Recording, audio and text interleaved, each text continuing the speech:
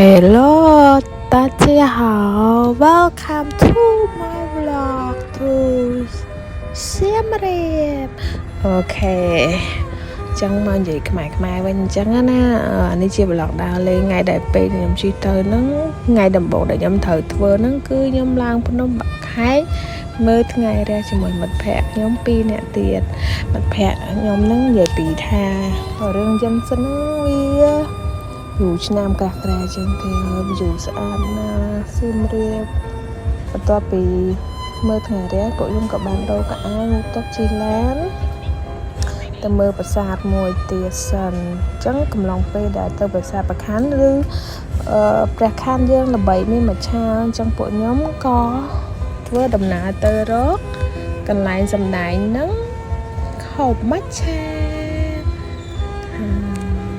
នេះគឺជាខ្លោងទ្វារខ្ញុំចាំបានគឺទេសភាពស្អាតមែនតែគឺពេលដែលពួកខ្ញុំទៅដល់សៀមរាបគេគឺរំសាយអស់ទៅកង្វល់នេះគឺនៅលៀនចូលរំរៃហើយយើងកំពុងតែដើរទៅប្រាសាទបាពុនដែលក្នុងប្រាសាទបាពុនហ្នឹងវាមានដូចជាតាមខ្ញុំចាំបានដែលមិត្តភក្តិខ្ញុំប្រាប់ហ្នឹងគឺមានពិមានអាការនៅក្នុងហ្នឹងដែរពេលដែលយើងដើរចូលទៅហ្នឹងនៅខាងមុខ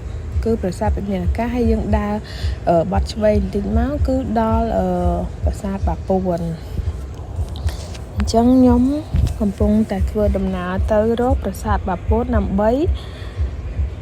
ថតទេសភាពស្អាតនេះគឺកន្លែងវាលៀនចូលតម្រះផ្លូវខាងក្រោមដែលគេទៅហើយនេះគឺប្រាសាទបាពុនងាកឆ្វេងងាកស្ដាំអីចឹងណាប្លុកខ្ញុំយើងស្រាសាបទេមិនសូវម៉ានទេនេះគឺក្បោយមិនដែរបាយមកដល់ថតហ្នឹងហើយពេលយប់ពួកខ្ញុំរកអីញ៉ាំហើយក៏ជាមួយ best friend និយាយរឿងក្នុងចិត្តអីអញ្ចឹងណាហើយនេះគឺប្រាសាទប៉ាឡេឡៃប្រាសាទប៉ាឡេឡៃនេះក៏ស្អាតដែរហើយក៏សម្បូរទៅដោយអ្នកថត pre wedding នឹង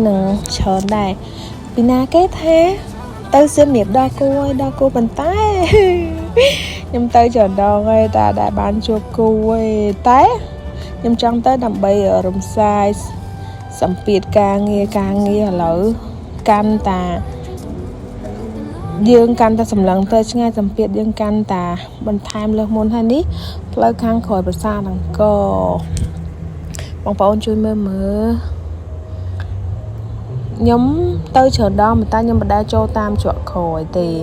តែលើកហ្នឹងខ្ញុំទៅតាមច្រកក្រោយតាន់ត្រេនគេថតនៅខ្លោងទ្វារមិនខ្លោងទ្វារសុំទោសដូច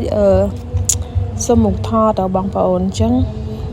លើកហ្នឹងរៀងតាន់ត្រេនគេបន្តិចគេថតមច្ឆានៅប្រាសាទបាខែមទៅមច្ឆាប្រាសាទបាខែឥឡូវហ្នឹងគេថតរូបអាលក្ខណៈដូចសុំនៅប្រាសាទអង្គរវត្តហើយនេះក៏ថតជាវីដេអូ style មួយជាមួយមិត្តភ័ក្តិ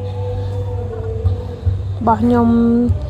ដើម្បីយកជារូបថតស្លឹកព្រោះពួកខ្ញុំទៅនឹងមកចង់ថតជុំគ្នាតើតាខ្ញុំដាក់កាមេរ៉ាថតបើមិនអញ្ចឹងទេ3អ្នកខ្ញុំមិនងាយមានរូបថតជុំគ្នាទេហើយក៏កាច់កង់មិនកាច់កង់នេះឌឺដងអីណាលក្ខណៈខ្ញុំចង់និយាយថាកាច់ style ហ្នឹងអត់អស់ហើយរួម3អ្នកខ្ញុំកម្រមានពេលជុំគ្នាដល់ពេលមានពេលជុំគ្នាចេះតែចង់ថតវីដេអូថតអីអញ្ចឹងណាហើយបន្ទាប់ពីយើងចេញពីប្រាសាទអង្គរតូចមកក៏យើងបានទៅដល់ប្រាសាទបន្ទាយហើយរួមទៅលើកហ្នឹងខ្ញុំបានដើរជើងកន្លែងដោយសារយើងអត់ទៅកន្លែងប្រាសាទដែលយើងធ្លាប់ទៅកាលពីជើងមុនអញ្ចឹងណាអញ្ចឹងយើងបានភ្លក់រសជាតិថ្មីគឺក្បាច់ក្បូរប្រាសាទដោយសារតាខ្ញុំទៅប្រាសាទបន្ទាយក្តីហ្នឹងអត់សូវមានភ្ញៀវទេសចរយើងទៅដល់ច្រើនទេរៀងស្ងាត់អញ្ចឹងបងប្អូនអាចទៅទស្សនាបានប្រាសាទបន្ទាយក្តីក៏ក្បាច់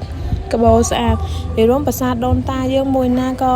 ស្អាតដែរអញ្ចឹងចង់ឲ្យបងប្អូនចូលរួមអភិវឌ្ឍឬក៏ចូលទៅជួយគាំទ្រវិស័យទេសចរយើងទាំងអស់គ្នាអូខេបាយបងប្អូនគ្នាជួបគ្នាប្លុកក្រោយ